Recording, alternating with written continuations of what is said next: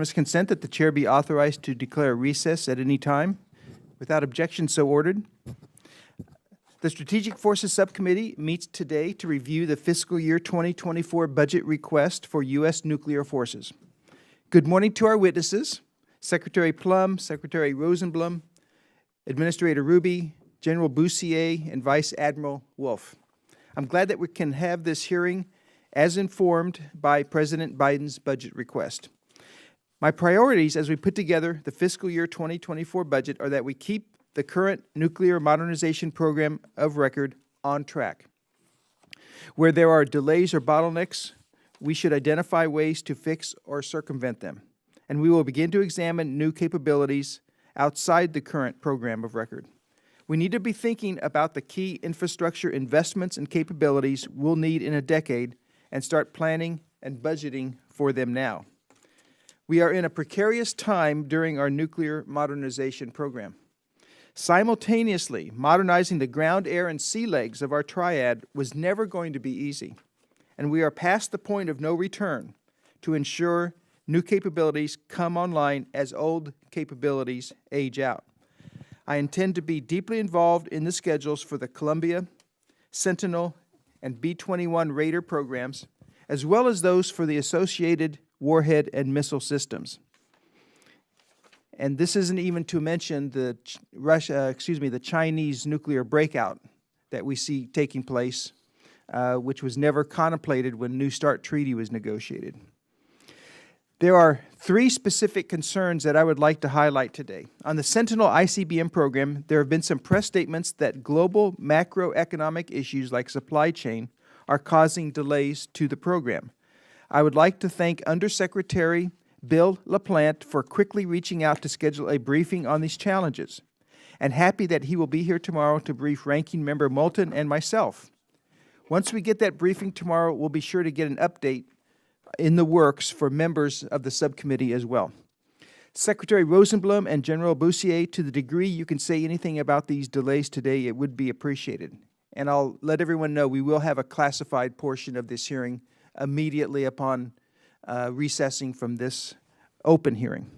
I'm also incredibly worried about the National Nuclear Security Administration's ability to recruit and retain people and how this is leading to delays in key projects. Administrator Ruby, we are obviously very concerned about the delays in plutonium pit production, but we're also tracking delays to the tritium finishing facility in South Carolina and the Pantex high explosive facility in Texas. My understanding is that these programs are delayed, so I'm hoping you will explain why the tritium and high explosive projects didn't receive any funding in the budget request. Finally, I have some questions about AUKUS. There is broad bipartisan support across the aisle for this framework. I would like to understand how AUKUS is going to impact U.S. highly enriched uranium requirements. Specifically, I would like to know if we need to begin thinking about and budgeting for a DoD-specific program to sustain our requirements. With that, I'd like to again welcome our witnesses. We look forward to hearing from you about your efforts to develop these critical nuclear capabilities and how this subcommittee can be helpful. I would now like to recognize Ranking Member Moulton for his opening comments. Thank you, Chairman Lambourne. It's an honor to work with you on such important issues, and I want to welcome our panel of distinguished witnesses. As we sit in this hearing room this morning, Putin continues to threaten the use of nuclear weapons in Ukraine and is talking about moving nuclear weapons into Belarus. North Korea is undoubtedly readying for their next ballistic missile launch. IAEA inspectors are raising flags regarding Iran's ability to enrich uranium to the point of producing a nuclear weapon. And the Chinese Communist Party is conducting a nuclear expansion at a rate that aims to reach parity with the United States within a decade. The jurisdiction of this subcommittee remains one of the most consequential of any in Congress, and our nuclear forces are at the core of our national security, the bedrock, the foundation. I believe that humanity would be safer if we eliminated nuclear weapons. The sheer number of close calls with accidental launches we have had in the past 7 decades should concern anyone who understands nuclear holocaust, and a few shreds of statistical theory. I hope we never lose sight of what should be a shared goal of all nations. But until we get there, we know only two fundamental ways to prevent nuclear weapons from ever being used. The first is reducing the number we all have through arms control, and the second is instilling confidence in our adversaries that the weapons we have are safe, secure, reliable, and can be employed to devastating effect. There is broad bipartisan support for the nuclear triad and ensuring that our systems remain safe, secure, and reliable. In fact, it was Secretary Mattis who, after publicly expressing concern regarding the land leg of the triad, ordered a review as to whether all three legs are still necessary. And the conclusion was yes. Our systems must check those three boxes, safe, secure, and reliable, to provide a credible deterrent as we face a dynamic this country has never previously confronted: two nuclear peer adversaries. This is an area in which the Chairman and I very much see eye to eye.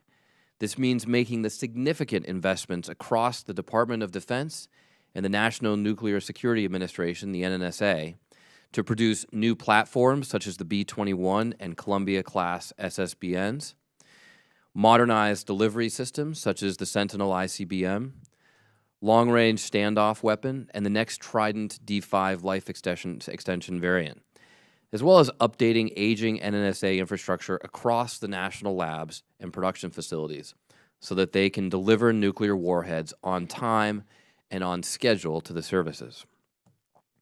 The Chairman and I also firmly agree that a strong U.S. nuclear deterrent is at the core of strategic stability in today's world. This is true not just with our adversaries, but because of the umbrella it provides to our allies and partners as well. Amidst Putin's nuclear saber-rattling over Ukraine, U.S. contributions to the NATO alliance have proven to be a stabilizing force. With regards to the Indo-PACOM region, President Biden has been crystal clear. The U.S. has an, quote, ironclad and unwavering commitment to draw on the full range of its military capabilities, including nuclear, to provide extended deterrence for the Republic of Korea in the face of an increasingly antagonistic Pyongyang. Without a reliable U.S. nuclear deterrent to counterbalance our adversaries, the potential of proliferation to our allies is a real concern that we should take just as seriously as what Russia and the CCP are doing. While our adversaries are making significant qualitative and quantitative improvements to their nuclear forces, U.S. programs, whether at NNSA or across the DoD, continue to face schedule delays and cost overruns. Just last week, I read that Sentinel, which is planned to deliver just in time to replace the aging Minuteman III ICBMs, could be up to 2 years delayed. I am certain any schedule shift will also be met with a corresponding price tag increase to the already staggering $96 billion program. Meanwhile, at NNSA, the uranium processing facility is $2 billion over cost and is similarly delayed up to 2 years. And NNSA's plans to produce plutonium pits at the rate DoD requires have been delayed again by years until the mid to late 2030s. And we won't know how much it will realistically cost until 2025. We also made public a few weeks ago that the CCP has surpassed the U.S. in their quantity of ICBM launchers and is exceeding its own nuclear modernization plans with a path to get to 1,500 warheads by 2035. In the 2018 Chinese Military Power Report, DIA assessed that the purpose of their nuclear forces was to maintain a limited but survivable second strike capability, consistent with their purported no first use policy. There was no mention by the intelligence community just 5 years ago about the potential expansion of their nuclear arsenal, but yet in 2021 they released that they would more than double their stockpile by 2027. In other words, while U.S. programs are several years behind, the Chinese are now several years ahead. This is unacceptable, and we don't know yet what a Moscow-Beijing alliance might portend for all of this. While Russia is sabotaging the last real example of verifiable arms control, we have yet to see a clear strategy for engaging the CCP in arms control discussions. I hope today's witnesses can help this committee better understand what is being done on both policy and acquisition to ensure that U.S. nuclear forces continue to keep us safe. Thank you, Mr. Chairman. Thank you for your remarks. We now turn to our witnesses. Your prepared statements will be made part of the record. Since we have a full House today, I would ask each of you to please limit your opening comments to 5 minutes. Because you don't have a clock in front of you, with 1 minute to go, I'll give a light tap on the gavel as a helpful reminder, hopefully. And Assistant Secretary Plum, you're recognized first. Thank you. Thanks, Chairman Lamborn. Thanks, Ranking Member Moulton, distinguished members of the committee. Good morning, and thanks for inviting me to testify on the FY24 defense budget request for nuclear forces alongside my colleagues, Assistant Secretary Rosenblum, Undersecretary Ruby, General Bussier, and Admiral Wolf. As Secretary Austin has observed, the U.S. is on the verge of a challenging and dangerous moment in which we will face two major nuclear powers as strategic competitors for the first time, Russia and China. Both are investing heavily in nuclear weapons and forces to hold the U.S. and our allies and partners at risk. But neither is demonstrating the behaviors associated with responsible nuclear weapons states. China is engaged in a significant, fast-paced expansion and modernization of its nuclear forces, but China has not shown interest in establishing dialogue related to nuclear weapons. A lack of dialogue breeds mistrust in peacetime and can lead to miscalculation in crisis. Russia has engaged in nuclear saber-rattling throughout its unjustified and unprovoked war of aggression in Ukraine. Russia continues to emphasize nuclear weapons in their strategy, and we expect they will do so even more due to their conventional force losses in the Ukraine conflict. Russia's recent declared suspension of its participation in New START is the latest example of a pattern of irresponsible behavior. And in addition, of course, to our two near-peer competitors, North Korea and Iran both continue to act as destabilizing forces in their own regions and present challenges for the global community. To meet these threats, the 2022 National Defense Strategy and Nuclear Posture Review are both clear about the urgent need to strengthen and sustain deterrence. Now, going back for decades, the United States has underinvested in nuclear modernization, but no more. And I thank this committee for their help on that. As a tangible sign of the administration's clear commitment to modernize the triad, the President's 24 budget request includes $37.7 billion to recapitalize, sustain, and operate DoD's nuclear enterprise. This is $3.3 billion more than the FY23 request, and it includes $4.3 billion for the continued development of the Sentinel ICBM weapon system, $6.2 billion for the Columbia-class SSBN program, $5.3 billion for the B-21 Raider bomber, almost $1 billion for the long-range standoff cruise missile, and $456 million for the life extension of the Trident II D-5C launched ballistic missile. These investments will ensure that each leg of the triad is modernized and has the needed adaptability and flexibility to address a changing threat environment for the coming decades. The President's budget request also includes more than $7 billion to sustain and recapitalize our nuclear command, control, and communications architecture, NC3. And in addition, the President's budget requests full funding for our nuclear security infrastructure to reestablish, repair, and modernize our production capabilities and infrastructure. The President's budget will ensure that our strategic deterrent remains safe, secure, and effective, and that our extended deterrence commitments remain strong and credible. Sustained and consistent congressional support for this modernization effort is absolutely essential to ensure the security of the United States for the coming decades. So I would like to thank the members of the committee for your support to this monumental effort and for your tireless dedication to the department. Thank you, and I look forward to your questions. Thank you. Assistant Secretary Rosenblum, you're recognized. Great. Good morning. Thank you, Chairman Lamborn, as well as Ranking Member Moulton, and the distinguished members of the subcommittee. Thank you for the opportunity today to be able to testify regarding the FY24 request for U.S. nuclear forces. It's a pleasure to join all my colleagues here to discuss all of the matters that undergird our U.S. nuclear deterrent. The President's budget request, as just outlined by Dr. Plum, reinforces the importance of these efforts by fully funding the nuclear sustainment as well as modernization efforts. It is no secret that we are navigating a decisive decade. The decisions that we make as a nation today will have profound effects on our nuclear deterrent for decades to come. As the Assistant Secretary for Nuclear, Chemical, Biological, and Defense Programs, I serve as a senior advisor and technical expert to the Secretary and Deputy Secretary of Defense on DoD's efforts to sustain and modernize our nuclear deterrent. I also serve as the staff director for the Nuclear Weapons Council.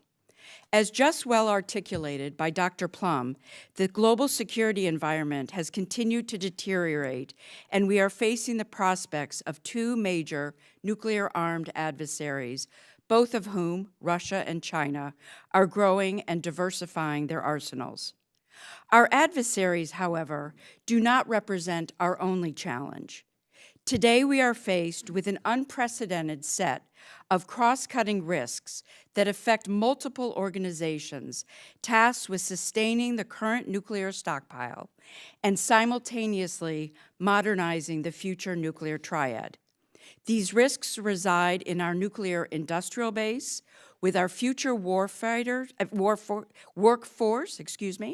in supply chain security, and in cybersecurity threats that require action in the near term in order to make lasting impacts for the deterrent across the next 15 years.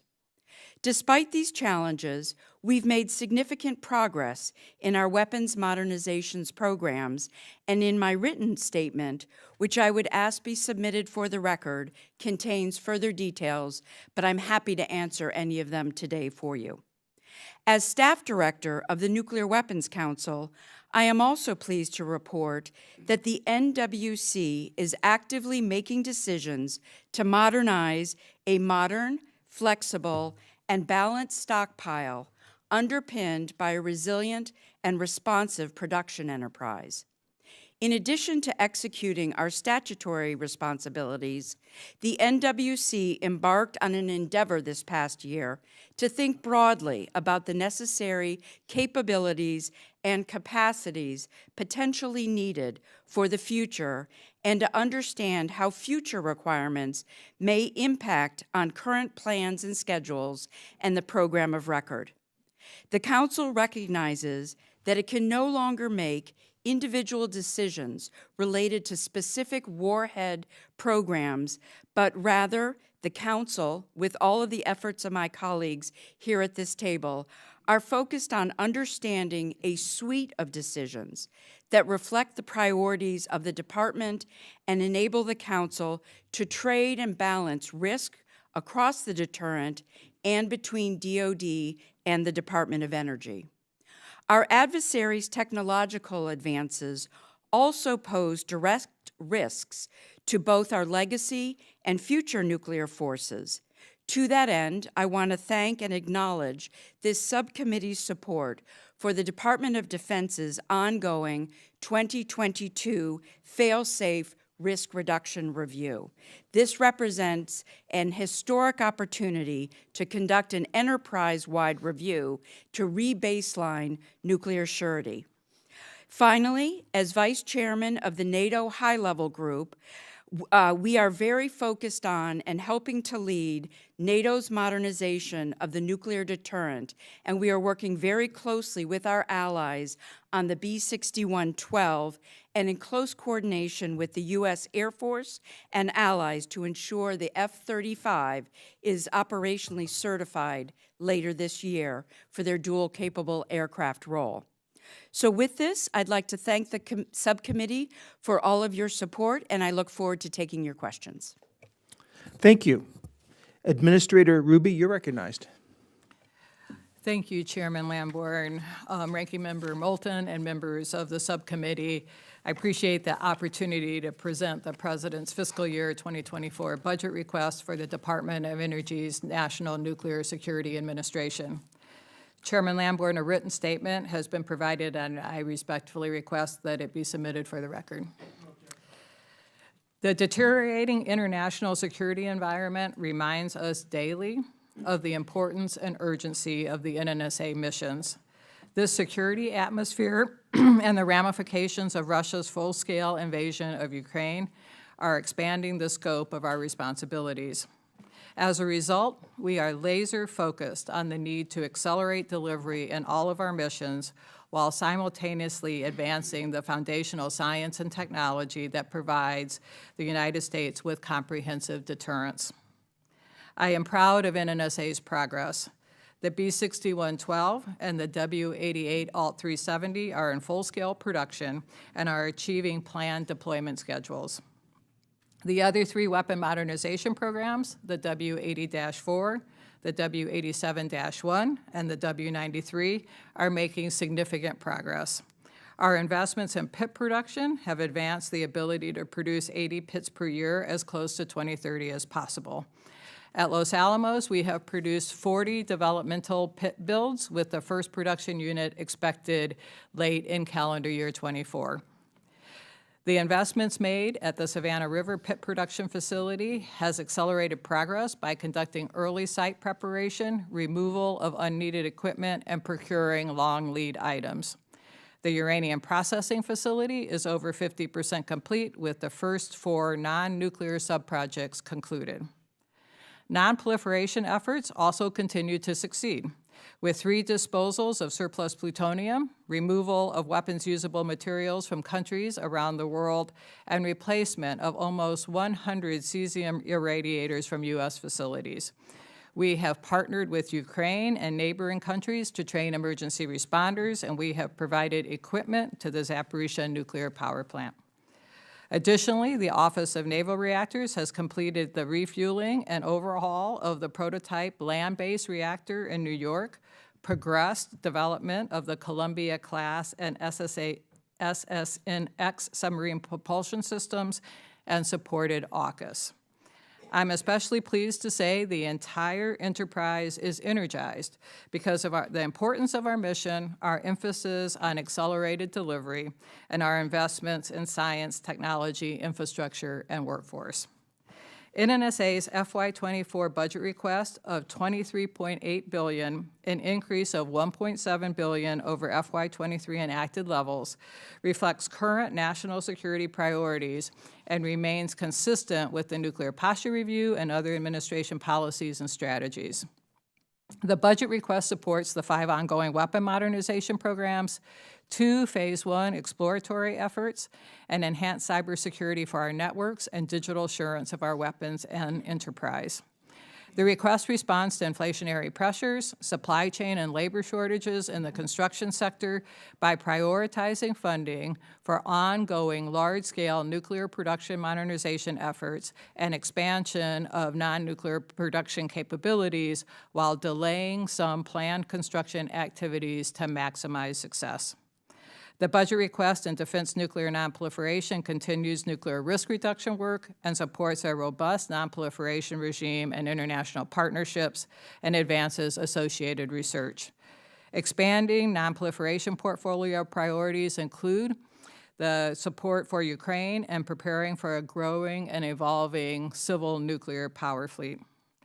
The Naval Reactors budget request continues to support reactor designs for new systems, provides a qualitative edge for our naval fleet, and funds the recently rebaselined spent fuel handling facility. Before closing, I want to express my appreciation for my colleagues from the Department of Defense for their strong collaboration. We continue to focus on both short and long-range planning to align our respective mission deliverables to maintain a safe, secure, reliable, and effective nuclear deterrent at all times. The priorities and challenges for NNSA are clear, and progress is being made. With your continued support, I'm confident we will succeed. Thank you. I look forward to your questions. Thank you. General Bussier, you're recognized. Good morning, Chairman Lamborn, Ranking Member Moulton, and distinguished committee members. I'm absolutely honored to be here today to represent the men and women of Air Force Global Strike Command and provide you an update on our mission, our airmen, our modernization efforts, and the challenges we face in sustaining our legacy weapon systems. As you know, the world is a very different place than it was in 2019 when this command was activated. Air Force Global Strike Command was created to ensure the Air Force dedicated the appropriate leadership and oversight of our nation's nuclear mission. As the commander of Air Force Global Strike Command, I intend to ensure no one forgets why our command exists. For the first time in history, the U.S. faces two major nuclear powers as strategic competitors. China continues to expand, modernize, diversify their nuclear forces, and is the foremost country positioned to reshape its region and the international order to comply with its authoritarian purposes. Meanwhile, President Putin has engaged in reckless rhetoric about the use of nuclear weapons as Russia persists in their unprovoked attacks on Ukraine in an attempt to expand their power and influence. Air Force Global Strike Command remains the bedrock of our nation's defense and the international assurance against these threats. We are postured to respond to the strategic competition our nation currently faces. We are responsible for the air and land-based legs of the nuclear triad. And fundamentally, we are the long-range strike force for the free world. The entire inventory of U.S. bombers and intercontinental ballistic missiles rests within our command. I'd like to thank the members of this committee for your steadfast support for our continued efforts to modernize our weapon systems. I will briefly highlight some of our ongoing initiatives. We continue to maintain and sustain our current Minuteman III ICBMs, and we already are preparing our wings and their surrounding communities to receive our future ICBM, the Sentinel. Additionally, our bomber fleet, including our B-1s and our dual-capable B-2s and B-52s, are being sustained with innovative solutions as we prepare for the future bomber fleet, including the B-21 Raider and the modernized B-52J. In addition to the ICBM and bomber fleets, we continue our efforts to modernize our Nuclear Command, Control, and Communications, or NC3.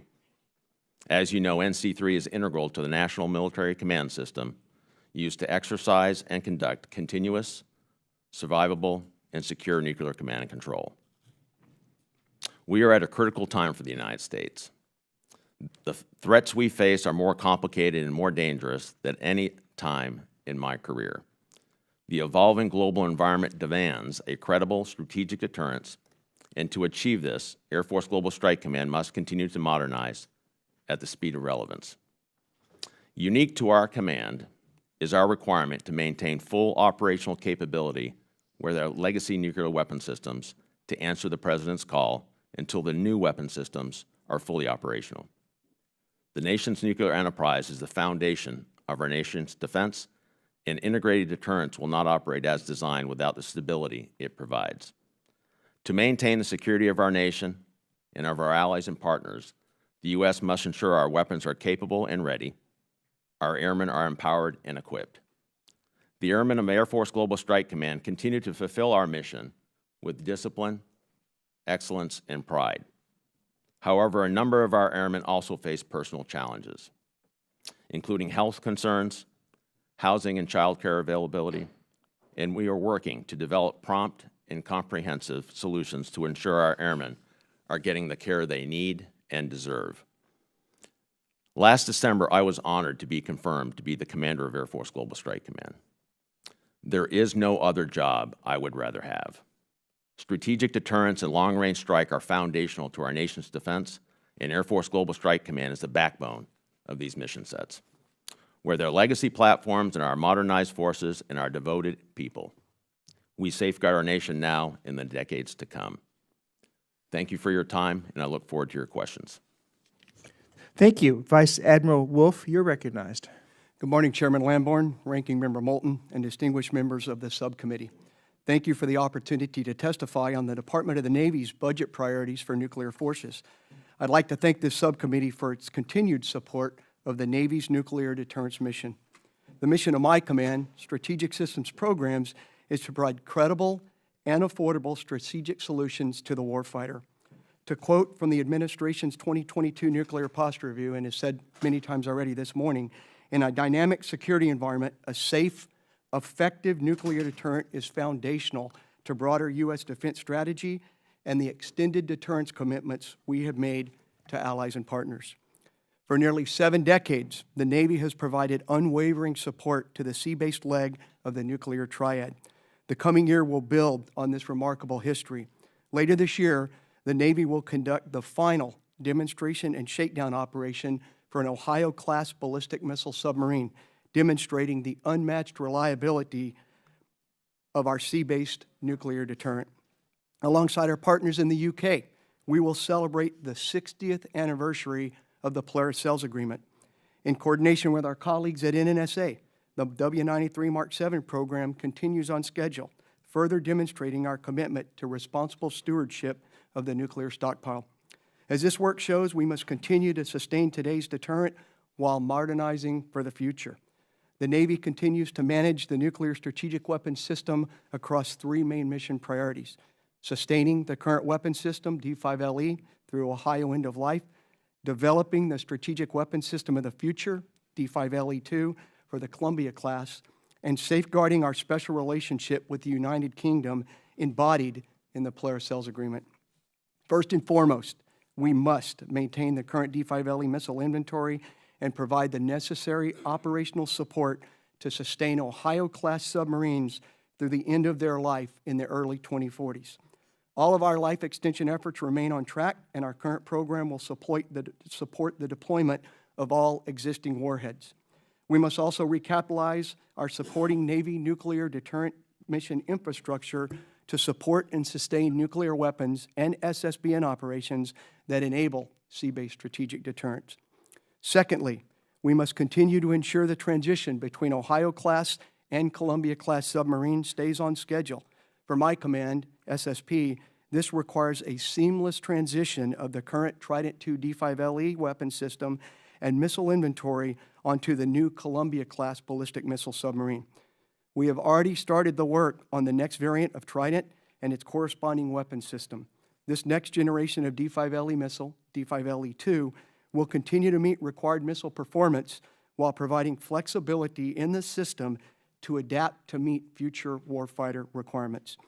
D5LE2 will be necessary to outload the Columbia-class SSBNs starting with Hull 9, ensuring that Trident remains credible until at least 2084. In order to achieve this requirement, we must design, develop, produce, and test this next-generation Trident over the coming decade, with the first flight test scheduled for 2033. Finally, one of the greatest advantages the United States has is its alliances and partnerships. As the U.S. project officer for the Polaris Sales Agreement, I will continue to support the UK's sovereign deterrent for today's Vanguard-class submarines and their successor, the Dreadnought class. For decades, U.S. policy has recognized that the independent British nuclear deterrent adds to NATO and indeed global stability. Execution of these 3 mission priorities is only possible through investments in our people, our infrastructure, and our industrial base. Our government and contractor teams are working hard to deliver a safe, secure, and effective strategic weapon system that will ensure sea-based strategic deterrence. Nuclear modernization will take time to complete, so sustained resourcing and enterprise effort is absolutely essential. Chairman, as you said, we can no longer put off recapitalizing the nuclear triad. Our strategic competitors are not idle. Ranking Member, as you said, Russia and China's nuclear arsenal is our nation's biggest existential threat. It is only through your continued support that the Department's top modernization program priorities can be achieved and the Navy can deliver a reliable, sea-based strategic deterrent capability. As the 14th Director, it is my highest honor to represent the men and women of SSP. I echo General Cotton's comments before this committee recently, where he said, I quote, "Our people are the foundation of every capability that enables strategic deterrence," end quote. My #1 priority is to ensure that they are poised to execute the mission with the same level of success, passion, and rigor that has characterized our workforce since our program was founded in 1955. Thank you for the opportunity to testify today on behalf of the dedicated Americans that make deterrence of major power conflict their life's work. I look forward to your questions. All right, thank you. And thanks to all of you for being here this morning. And we'll now start with our questions. Administrator Ruby, on the topic of NNSA workforce, in our office call, you and I discussed earlier the trouble we're having recruiting and retaining enough specialized craft and trade workers across the country at locations like New Mexico, South Carolina, and Texas. The NNSA facilities in these states are critical for reconstituting plutonium pit production, assemble tritium packages, and modernizing our high explosive science capabilities. If recruiting is so hard, why can't we just pay potential workers more? Wouldn't that save money in the long run? Yeah, thank you for that question. You're absolutely right. Of all of the issues that we have with construction, labor shortages are our biggest concern and the biggest cost driver. Craft workers are a large part of that. We will look at all options for attracting more craft workers where, for example, we're actively recruiting people who are coming off the civil nuclear power plant, Vogtle, to work at Savannah River, which is relatively nearby. We're working with all the union shops. We have apprenticeship programs that we're funding, and we will look at paying higher wages. So we'll look at all of those options.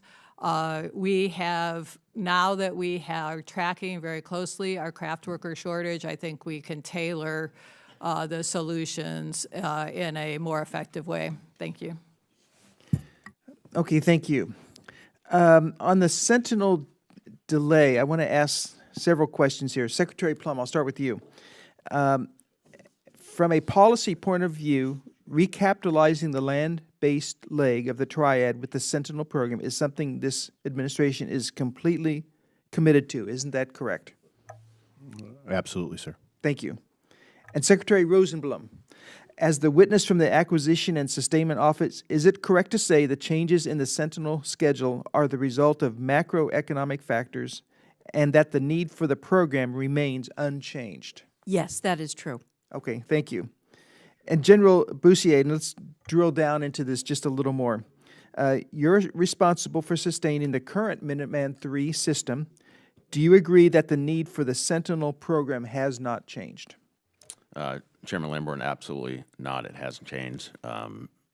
We struggle with our current maintenance and sustainment of the Minuteman III. I mean, it's a very old weapon system.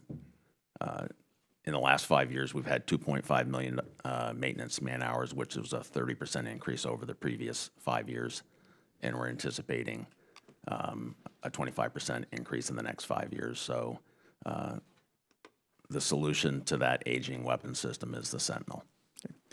And with some delays in the Sentinel, will these life extension programs that you've just articulated be enough to say that we have a reliable and credible nuclear deterrent in the meantime?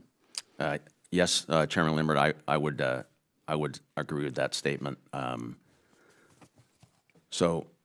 know you're going to get a lot more information from Honorable LaPlante tomorrow, but the size, scope, and scale of the Sentinel deployment over, as you know, a 10-year period, and the unique aspects of having to maintain full operational capability of the Minuteman III system until replaced by the Sentinel. So we'll have both systems as we transition over essentially a decade. And the unique aspects of that is as we field Sentinel, we are going to harvest the parts that we can from Minuteman to maintain the Minuteman until completely replaced. Okay, thank you.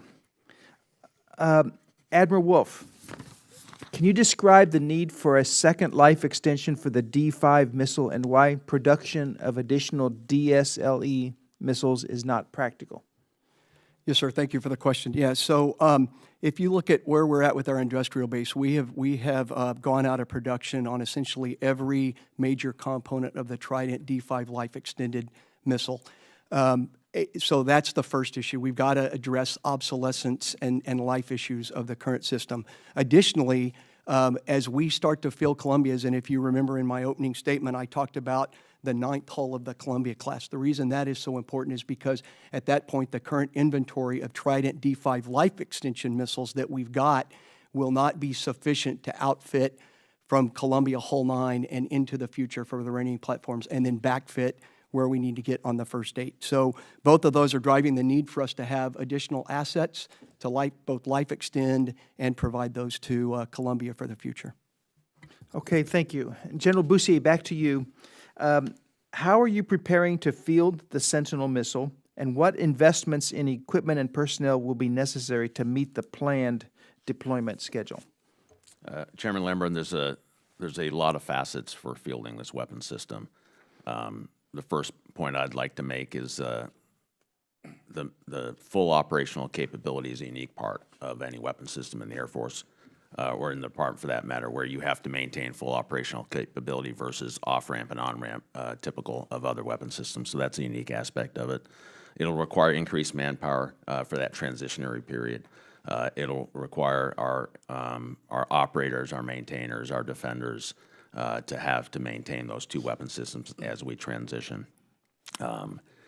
It will take a great partnership between Air Force Global Strike Command, Air Force Materiel Command, the Army Corps of Engineers, our communities and partners, members of this committee, as we take on what's been reported as one of the largest work projects in the last 50 years for our nation. All right, thank you. And while I've got you, can you update us on something that's come out in the news recently, and that is the possibility of higher cancer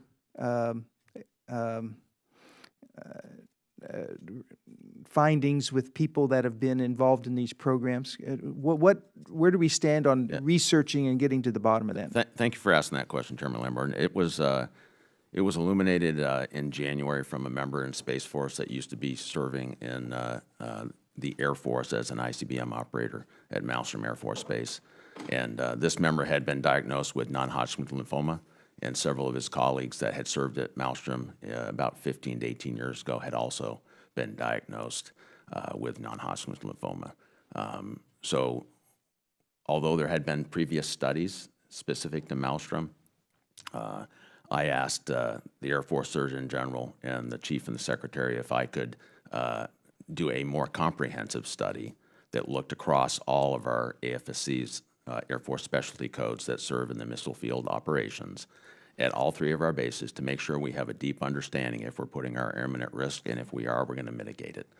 So about 2 weeks ago, we started our efforts. The first phase is to look at all the cancer registries in the Department of Defense, as well as those that are available from the state level, and see if we have higher incident rates within the areas that we do missile field operations.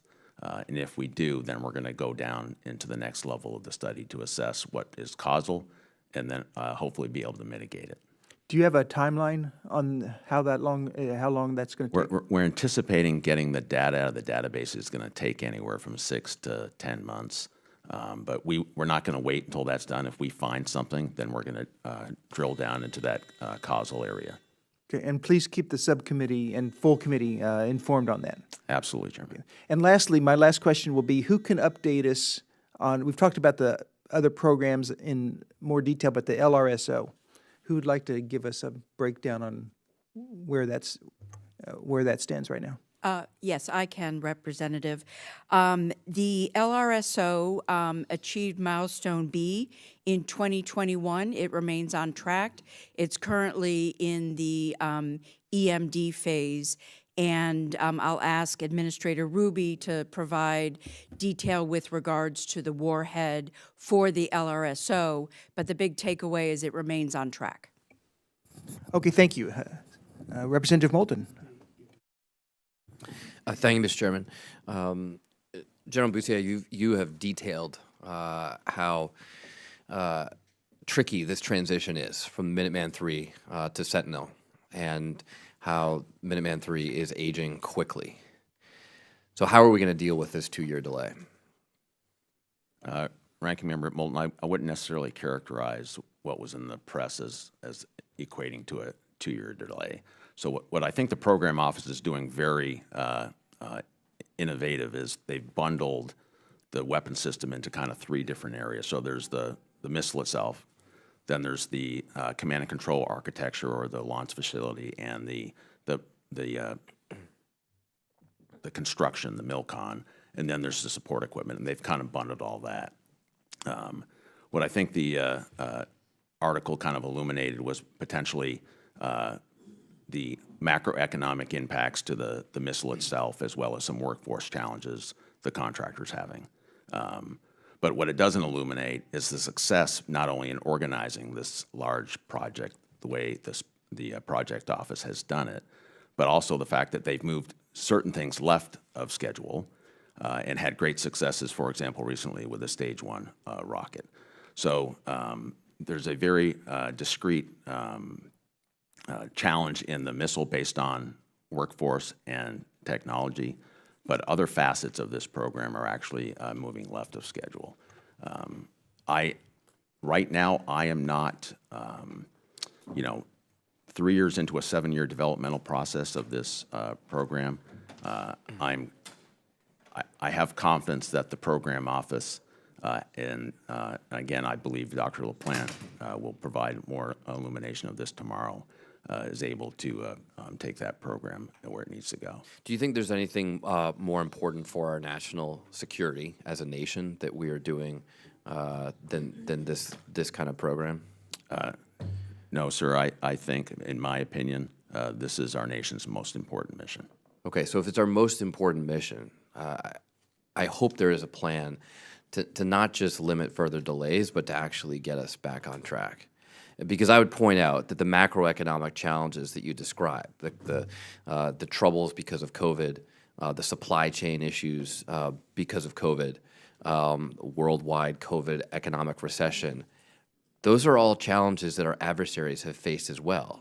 And yet China is exceeding their schedule. They're getting ahead while we're getting behind. I mean, I like to think that we can outcompete China at everything. And yet here we are just trying to build a technology that fundamentally has existed for 60 years, and we're way behind. That's just, at the macro level, is fundamentally unacceptable. So I appreciate all the hard work you're doing. It's encouraging to hear that some things are left to schedule, but I think the goal has to be to 100% get this back on track. Ranking Member Moulton, I couldn't agree with you more, and I believe the Department and the Air Force has made this a priority. And I would absolutely love to see the nation make it a priority also, not just a department priority.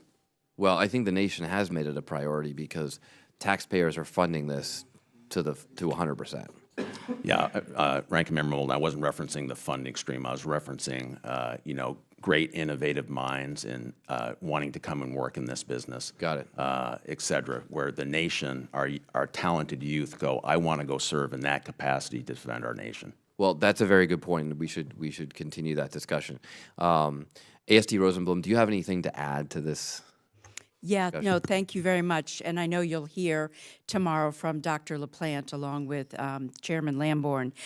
Just a few highlights with regards to this. This remains absolutely one of the department's top priority so that we have a sustainable ICBM leg.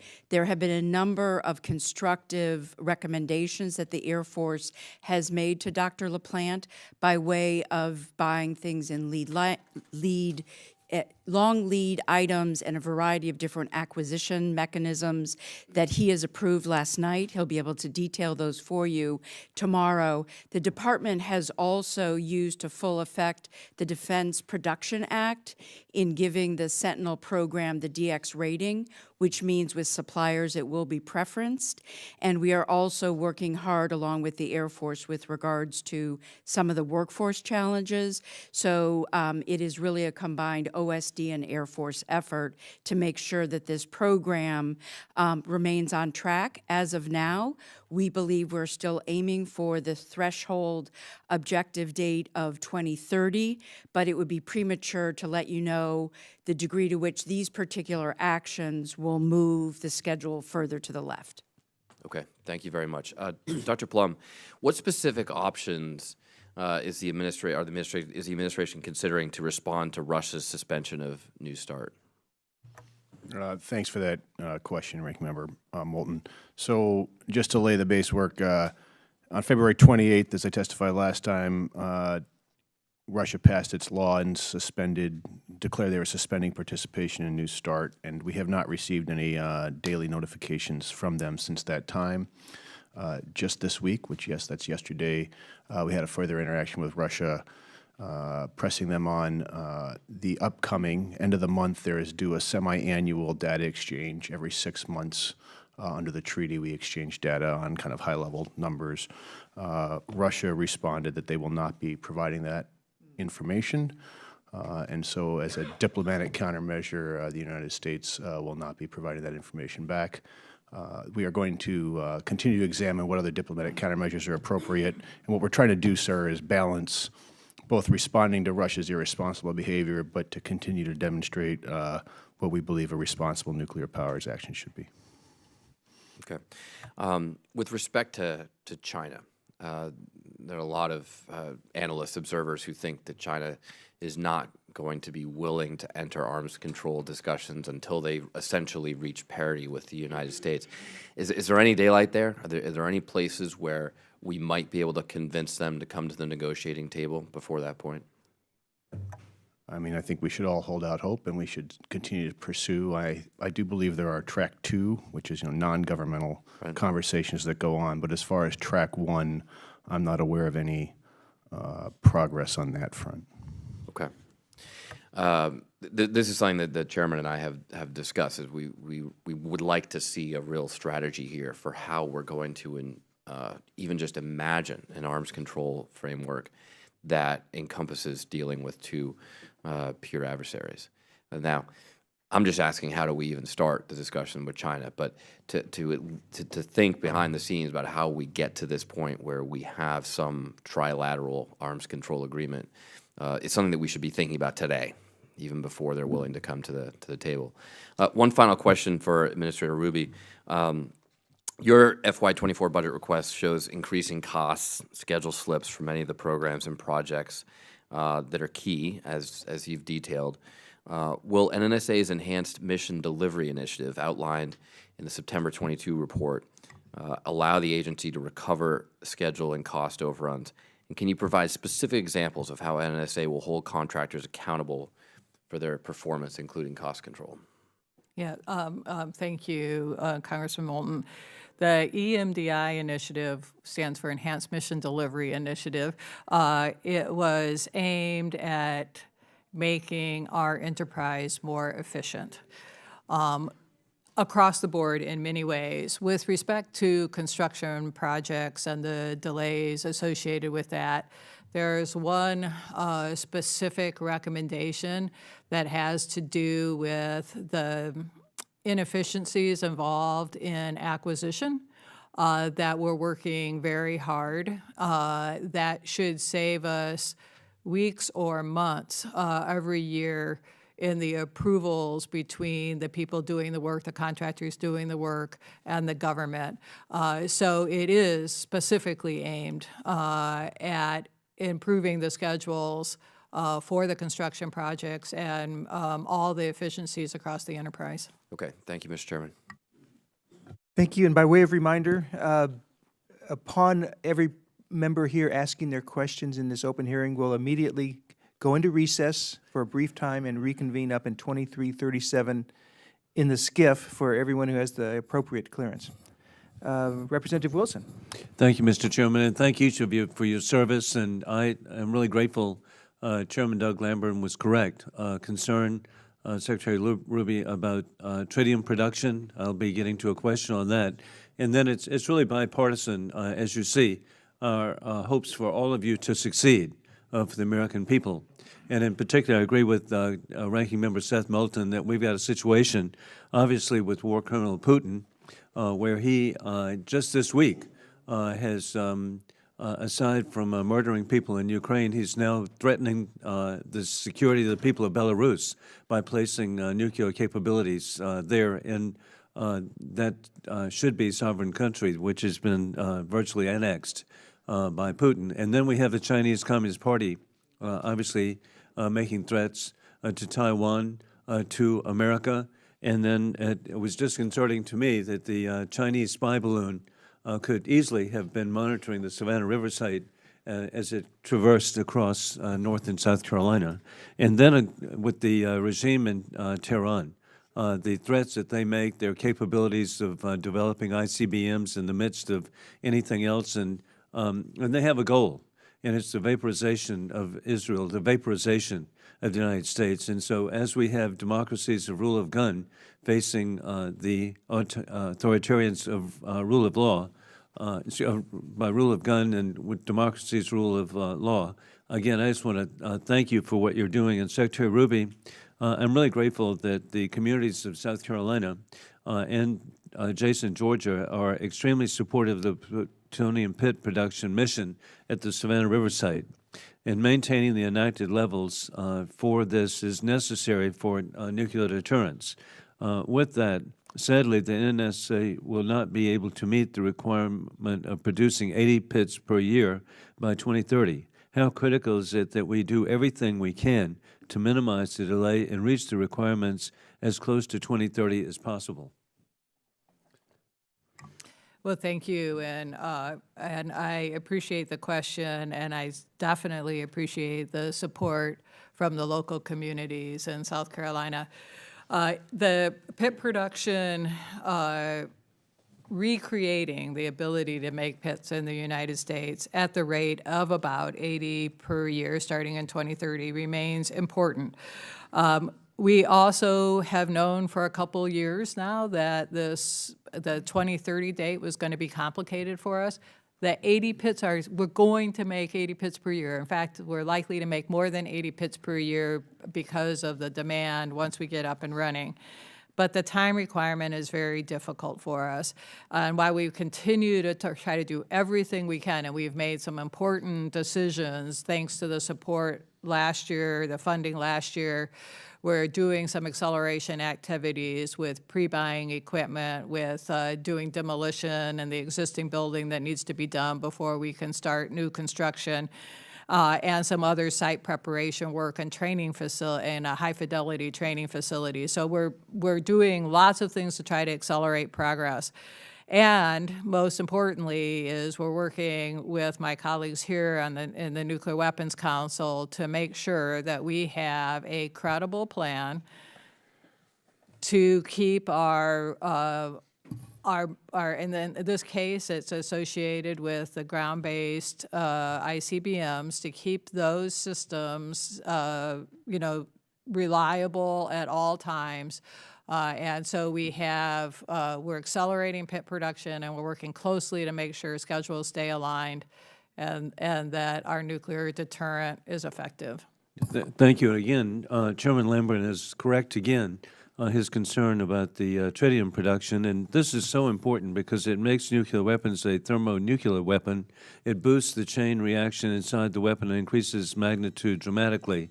The tritium finishing facility is replacing a part of the overall Savannah River site tritium enterprise, which was built in the 1950s, and now it's been zeroed out. And there's been $120 million already spent on this, and it's unlike most radioactive elements, tritium decays very fast, and therefore the stockpile must be replenished frequently. And so what's being done because of the tritium finishing facility for funding in the future? Yeah, thanks for that question. We did zero out, so to speak, but we haven't canceled. We're delaying the tritium finishing facility for one reason and one reason only, is so that we can concentrate on getting the Savannah River pit production facility as close to be finished as close to 2030 as possible. We have a significant craft labor shortage.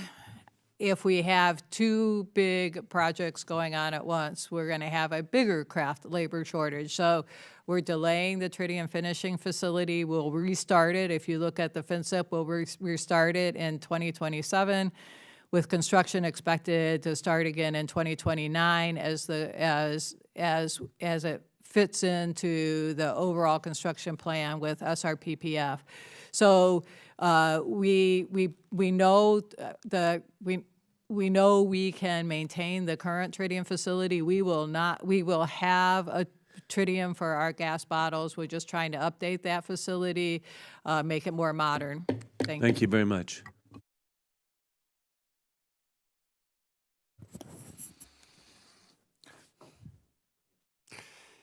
I'm just trying to get my head around all the happy talk that I've heard. The fact of the matter is every single one of these systems are behind schedule and over budget, every single one of them. And the happy talk from each and every one of you doesn't get down to the detail. I'm going to delay my questions until we can get into a classified session when we can get past the happy talk and get down to details. For example, not one word about the cost of the infrastructure for the Sentinel. No information at all about what it's going to cost to build the infrastructure or when it would be completed. On pit production, good luck on the Savannah River. If there's ever a place that's delayed, and Joe, well, now that he's not here, I'll just unload. It has never been on schedule for anything. And here you go again with another delay. With regard to the Sentinel, delay, command and control, which is probably the most important. We just get happy talk. We don't get any detail. The Columbia, oh, now we're going to have to refit the Ohio because the Columbia is delayed. Pit production at Los Alamos, where is it? What is it? When will it be? And at what cost? No information from any of you, but then this is public. I yield back my time. I'm going to look forward to the classified. Representative Turner. Thank you, Mr. Chairman. First off, I'd like to defend South Carolina for Joe Wilson in his absence. But the second thing is I want to say this is the first time I think I've been in a Strategic Forces Subcommittee hearing where I can actually say I completely agree with everything Mr. Garamendi has just said, because there's a lot of things that we disagree on, but I completely agree with him on our being behind and over budget and how critical this is. You're going to ruin your reputation and mine. Yeah, that's right.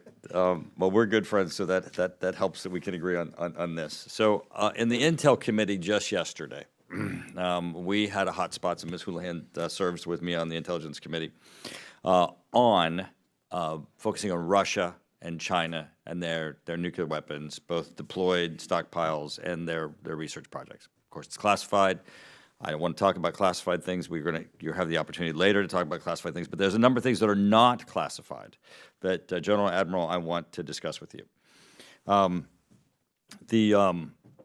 General, you said for the first time we're going to be facing, and it's not in your written testimony, but I want to highlight in your testimony that you read to us, you highlighted the fact that China is in the midst of strategic breakthroughs, rapid nuclear expansion, and that Russia is doing the same. That our environment has changed. So I want to focus on that with the two of you.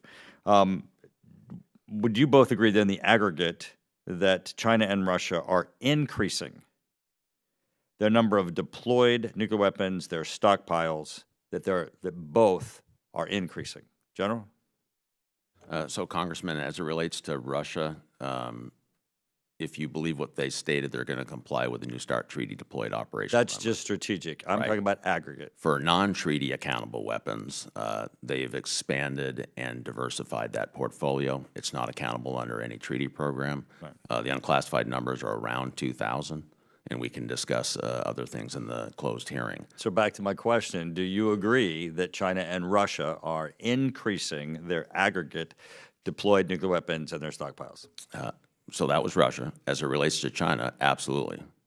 They're rapidly diversifying and modernizing and deploying. General, I really would like a yes here. Yes. Thank you.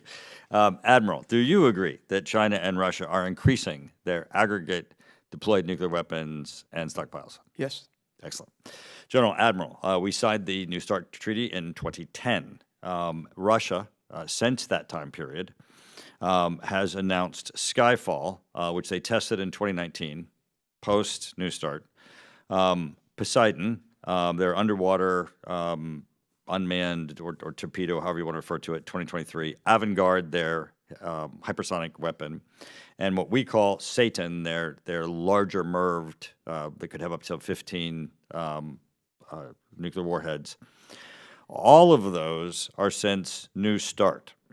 China is also developing a hypersonic nuclear weapon that would orbit the Earth. They've tested it most recently. General Admiral, in our plans for modernization, are we planning new nuclear weapons, new nuclear capabilities? Are we modernizing the capabilities we have? Because these are new. Many people call these novel nuclear weapons. These are new capabilities. Do we have on the board any new capabilities? Congressman, no. Congressman, I agree with the general. I would say no, except for the fact that for the Navy, the W-93 Mark 7 will be a third variant of warhead that the Navy will deploy as we work with NNSA. Our focus then is on just modernizing what we have in Trident today. Okay. So,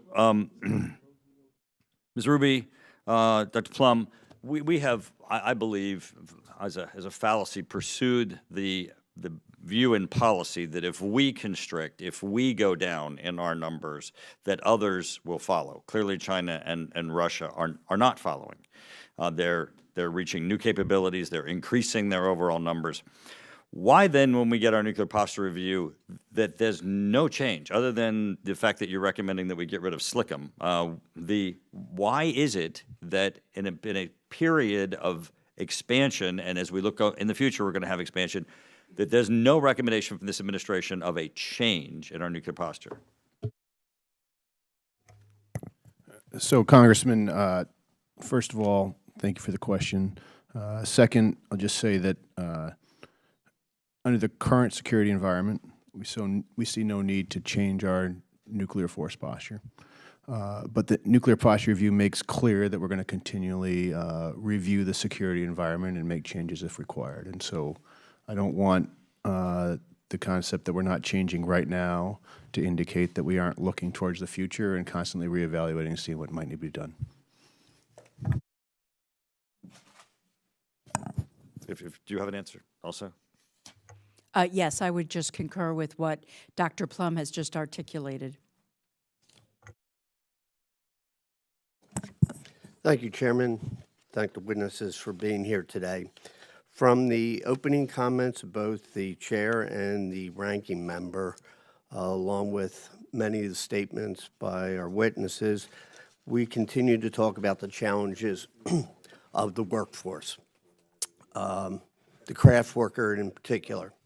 And what we have heard is there are issues, delays, narrowing of the projects, when projects are going to be started because of the workforce, and a statement of risk of our industrial base, our workforce, our cyber.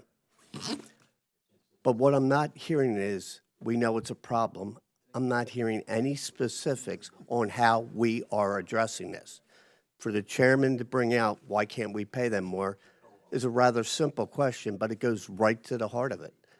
What are we doing knowing that these projects are going to continue through the course of the next decade? How are we addressing, other than saying it's a problem? And let's go right down the line. Would you please address what specifically are we doing to make sure we have the workforce? We can take care of the hardware. We can make sure that all of the items that we need will be on the table. But if nobody is there to install it that has the expertise, help me understand this.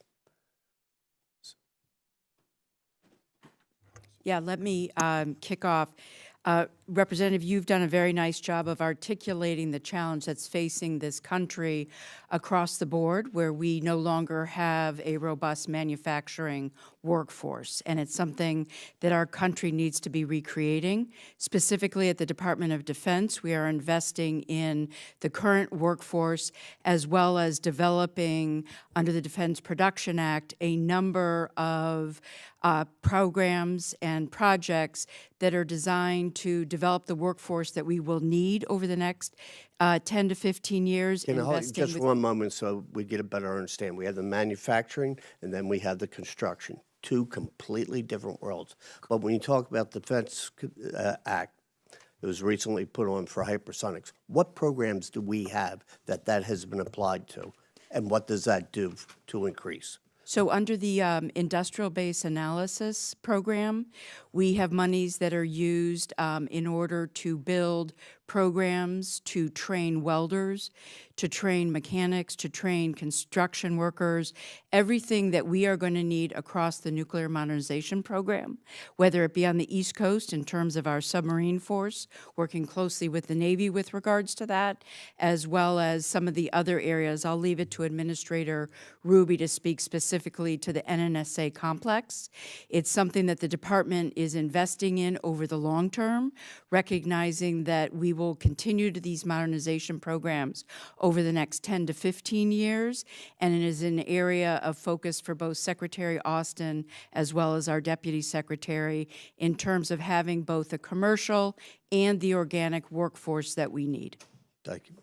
Administrator. Yeah, thanks for this question. It's a very important question, and I appreciate your interest in it. I want to start by saying we've taken a lot of actions in our science and technology workforce. In FY22, we instituted and distributed a mid-year pay increase to stop attrition, which was the highest we'd seen in the history of the complex.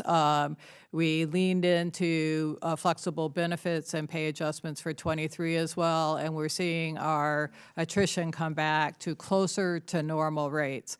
And we all have to continue to watch that, because without that workforce, there is nothing to construct, right? So we're looking at that. We've taken lots of action. Now, we've also started apprenticeship programs for our craft workers. We're working with the communities in the areas near our plants, but we haven't I'll say we need to be broader about pay increases. I mean, we do try to be good stewards of taxpayers' dollars, so we have to make sure that's going to work before we just willy-nilly do it. But we will look at everything. This is an issue. We recognize it as an issue. We thought we would recover, but we have a shortage of workers, and honestly, the productivity of workers is not where it has been historically, where it's in a new space that we're tracking as closely as possible, and we appreciate your support and interest, and we're equally interested. Chairman, again, thank you for bringing this up, and as I leave, I'm going over to Education and Labor to have the hearing on unleashing our hiring, which will be rather short. But I see a connection there. Could be. I yield back. Very good. Representative Bacon. Thank you, Chairman. Thank you, everybody, for being here today. I appreciate your leadership and your dedication to our country. One of the main of two objectives I have in the Armed Services this Congress is to ensure that we can have a 100% reliable nuclear command and control survivability. I think we used to have it, but I'm not so sure we have it today. You know, we had a 24/7 airborne command and control operations for 3 decades that ended in 1990. And after the communist government fell in Moscow, after the Berlin Wall fell, we rightfully thought, hey, the world is a safer place. We stopped those 24/7 airborne operations with a general on board to take control if need be. Then in 1998, we deactivated the EC-135 that had the looking glass mission. We transitioned it to the E-6s in the Navy. But today, there's not enough E-6 aircraft to fly extended 24/7 airborne operations. We used to have 35-minute warning time when it came to ICBMs, perhaps less with subs if they were closer to our coast. But today, with hypersonic weapons, with nuclear weapons on them, we're talking 15 minutes or less. If certain flight profiles are used, maybe no warning. If space weapons are used, no warning. I think we are back to the future. And I think we need to seriously consider, do we need to go back to 24/7 command and control, airborne or ground, away from Offutt, away from the Pentagon, away from the White House, so that we could have 100% assurance that we can respond to a first strike.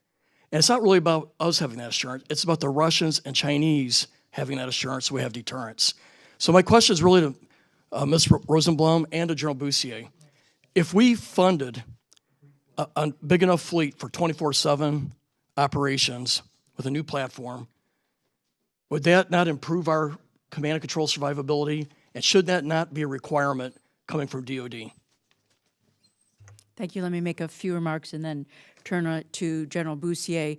As Dr. Plum, my colleague, articulated, this was something that was looked at in terms of NC3 as part of the nuclear posture review, and the decision was taken that there was not a need to make a change to the posture nor to the alert status.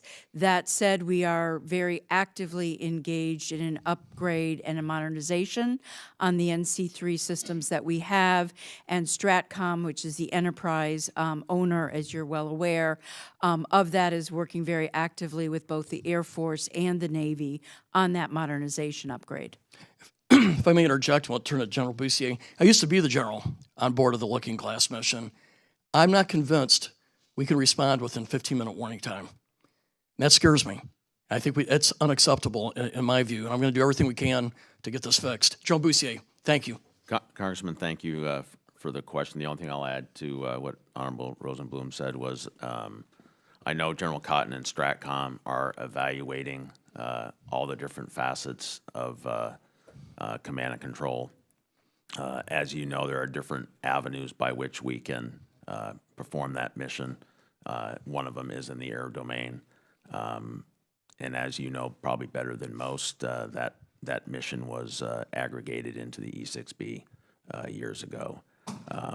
If the decision is made to field another capability in the aerial layer, the only analysis we'll have to do, in addition to just the command and control procedures, is the analysis on the increased manpower required and the training to be able to do that mission. I think this is something Congress would fund to ensure that we get this 100% assurance.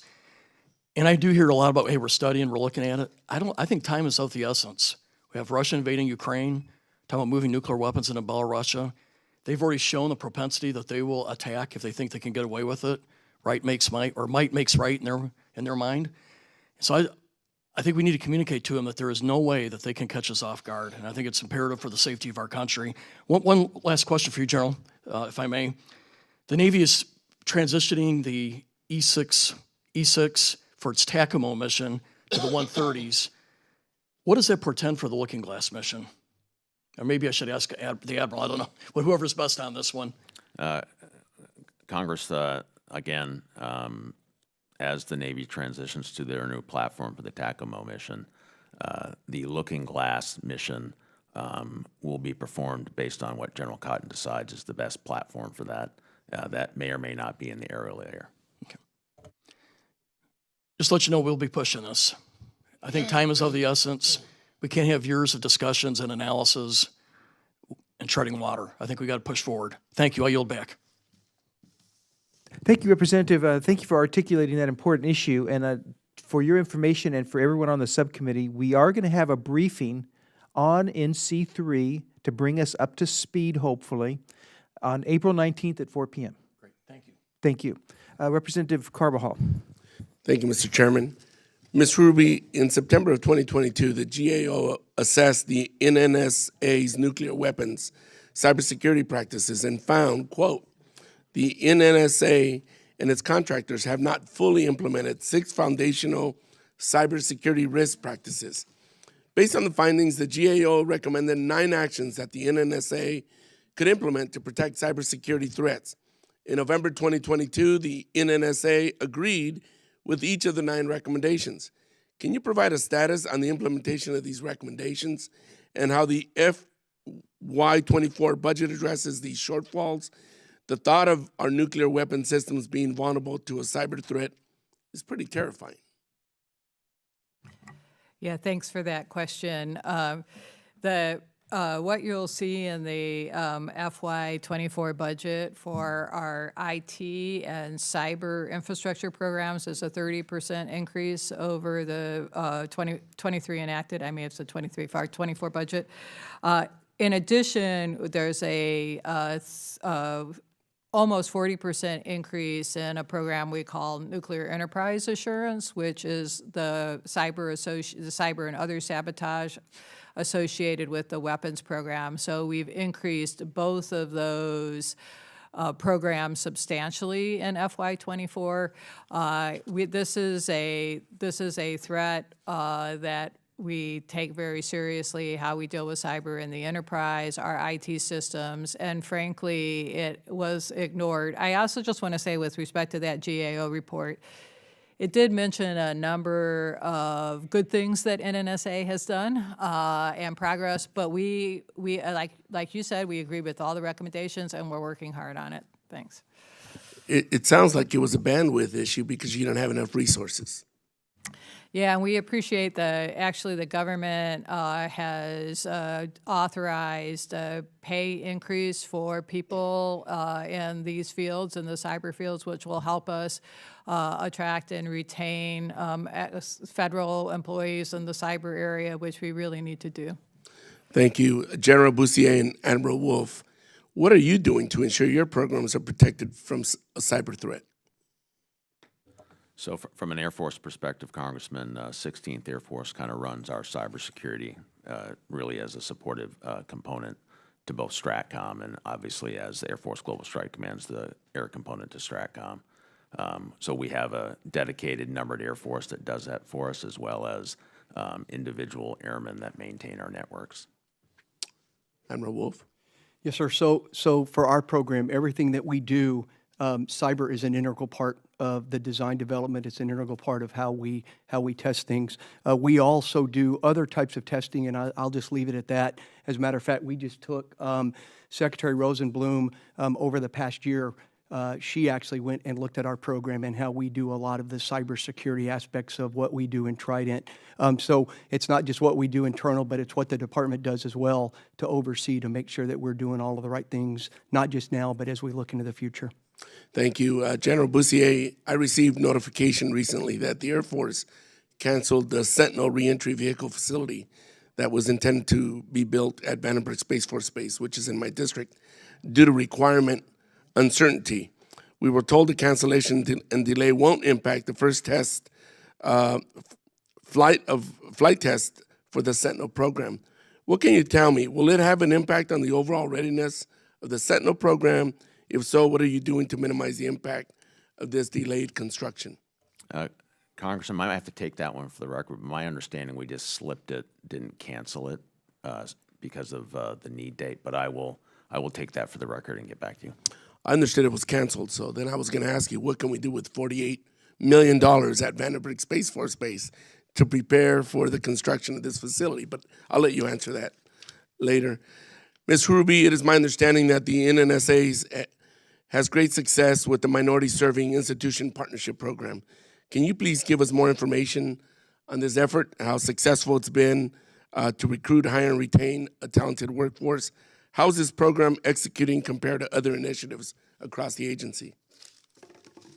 Yeah, we're very excited about the Minority Serving Institution Partnerships Program. It has two elements to it. It has grants to minority serving institutions, and we're working, we have a lot of programs across the full spectrum of the kind of workforce we need through that program, and we also have... How successful is it? Well, we've hired a lot of those people, so I consider that one marker of success. I've met a lot of these, the students working in this program, and they're amazing. So we've expanded that program year over year. We have an intention to expand it again, and it's getting us a workforce of the future. Thank you very, very much. I yield back. Representative Houlihan. Salud, you took one of my questions, and then you're leaving. No fair. It's really nice to be here with you guys. I want to talk a little bit about what a lot of other folks have also brought up, which is workforce issues. I know that we focused a little bit on welders and other sort of manufacturing and craft jobs. I want to talk more, though, about things like cyber or engineering or any of those other kinds of billets that may or may not be filled now. I would like to start with you, Ms. Ruby, Administrator Ruby, to talk about what kind of these 90 FTEs that are in your fiscal year 2024 budget, what kind of people are they, equivalents are they? I think you're referring to the federal workforce? Okay, thanks. And I really appreciate the question because we haven't had a chance to talk about the federal workforce yet in NNSA. We have experienced a greater than average attrition, quite a lot actually, in the 0 to 5 year experience range. So we're trying to explore ways to address that. Student loan forgiveness. But are they people with 4-year degrees? It's like, what kind of requirements are they? Well, they're at least 4-year degrees. Yeah, this is a professional workforce, this workforce that we're talking about. And our workforce has, our federal workforce has expanded far less than our programs. And when we're talking about the, people with professional experience or 4-year workforce or 0 to 5 years, and then you also listed at the beginning of your testimony the places where you're looking for them to work. Could you list them again? Geographic places. Oh, the geographic places. Yeah, well, we have labs in New Mexico and California, and we have production plants in Kansas City, South Carolina, Tennessee, and Texas, and we have the nuclear test site in Nevada. So I guess what I'm trying to understand is we're in an environment now post-COVID where a lot of people with these kinds of skills and backgrounds are given opportunities for much, much more flexible working capabilities than what you're describing is. We're also talking about people who are increasingly with spouses or partners who also have careers of their own, who want to make sure that they can find places to land and to work. Is there a world where we can be not just paying more potentially, but also more flexible in what it is that we're allowing people to do and where we're allowing it where we are allowing them to do it physically from? Yeah, thanks for this question. I love this question. We do have a large remote workforce now, and we're trying to do that at all levels, managers, to make it easier also for staff to see how it's done. I would say this has greatly helped us. But we do have a lot of jobs that are classified, and we do have a lot of jobs that are production that you have to be, in the right facility on the floor. But we are leaning in as hard as we can to the flexibility in the workforce for the parts of the workforce that we can do that in. Are there any authorizations or authorities or anything else that you all collectively need from us to be able to allow for a more flexible working environment when you're talking about classified environments? As an example, is there a way for people to, I know when I go home to my community, I can access a SCIF in my community if I need to. Is there a way to be more adaptive in that area that we can be helpful with? That's a great question. I will look at that. I use gifts all over the world and certainly all over the United States, and so do many others in our workforce. But I would like to get back with you as to whether or not there's anything else we can do there. I appreciate the question. Anybody else with my remaining 40 seconds that has anything that our collective body can be doing to be helpful in stimulating the working workforce? Ma'am, I'd just like to chime in, and I think many of the members have said it today. I think it's getting today's workforce to understand how critical it is what these missions that we're doing right here are for our national defense and for the protection of allies and partners. This is hard work, and it takes a lot of dedicated folks to do that. It's not always glamorous, but it does underpin everything that this nation and our allies count on. So helping us get that word out Yeah, is extremely 100% agree. The reason why I am asking this question, indulge me for a couple of seconds, is I served in the late 80s and early 90s. I was in the Hanscom Air Force Base, Boston area. I was married to a gentleman, and still am, who couldn't necessarily find a job in the middle of, somewhere else. And so I want to make sure that we're being thoughtful. I'm a patriot. I'm sure many people are patriots as well who want to work on these really important programs. We just have to find them where they are, and they're not always in the places we're looking. Thank you. I yield back. All right, thank you. We will now go into an immediate recess and reconvene in 2337